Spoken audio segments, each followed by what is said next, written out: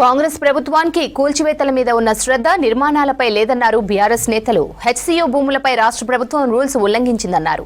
రాష్ట్రంలో పాలనను సీఎం రేవంత్ గాలికి వదిలేశారని ఆరోపించారు గులాబీ నేతలు.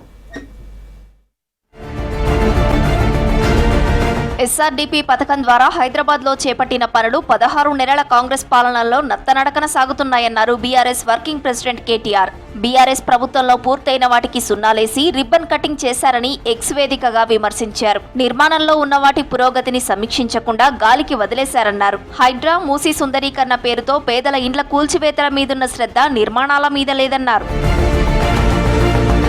హెచ్సీయూ భూముల వ్యవహారంలో ప్రభుత్వం బరితెగింపుతో వ్యవహరిస్తోందన్నారు BRS MLA Harish Rao. Supreme court అంటే ప్రభుత్వానికి లెక్కలేదా అని ప్రశ్నించారు. రేవంత్ రెడ్డి సర్కార్ శాశ్వతంగా ఉండదని, ఈ విషయాన్ని ఐఏఎస్, ఐపీఎస్ ఆఫీసర్లు గుర్తించాలన్నారు. విద్యార్థులపై లాఠీచార్జ్ చేసి విధ్వంసానికి సహకరించింది పోలీసులు కాదా అని ప్రశ్నించారు హరీష్. అటవీ శాఖ నిర్లక్ష్యంపై ఎంపవర్డ్ కమిటీకి తెలిపామన్నారు.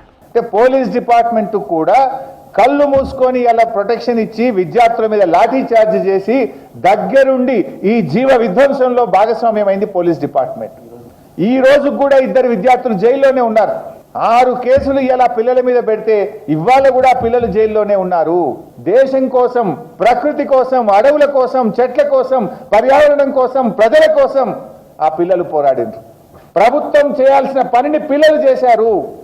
సిగ్గుపడి తలదించుకొని ఆ పిల్లలు న్యాయంగా అడిగినటువంటి దాన్ని మీరు స్వీకరించాల్సింది పోయి ఆ పిల్లల్ని జైల్లో పెట్టారా అని చెప్పి నేను అడుగుతా ఉన్నా. ప్రతి గ్రామానికి గోదావరి నీళ్లు అందించే బాధ్యత తనదన్నారు ఎమ్మెల్యే పల్లా రాజేశ్వరరెడ్డి. జనగామ జిల్లా పెంబర్తి, పెద్దపాడు, గానుగుపహాడ్, వెంకీర్యాల, అడవి కేశవాపూర్లో ధాన్యం కొనుగోలు కేంద్రాలను ప్రారంభించారు. కొనుగోలు కేంద్రంలో ఎలాంటి ఇబ్బంది ఉన్నా తన దృష్టికి తీసుకురావాలన్నారు పల్లా. డిఎస్సీ స్పోర్ట్స్ కోటాలో అవినీతి జరిగిందని ఆధారాలను సేకరించి అభ్యర్థులు ఫిర్యాదు చేసినా రేవంత్ సర్కార్ పట్టించుకోవడం లేదన్నారు బీఆర్ఎస్ నేత ఏనుగుల రాకేష్ రెడ్డి. జాతీయ స్థాయి క్రీడల్లో రాణించిన వారికి కాకుండా దొంగ సర్టిఫికేట్లు పెట్టిన వాళ్లకు ఉద్యోగాలు ఇచ్చారని ఆరోపించారు. గ్రూప్ 1 ఫలితాల్లో గోల్మాల్ జరిగిందని ట్వీట్ చేశారు. స్పోర్ట్స్ కోటా ఉద్యోగాల్ని వెంటనే భర్తీ చేయాలని డిమాండ్ చేశారు రాకేష్ రెడ్డి.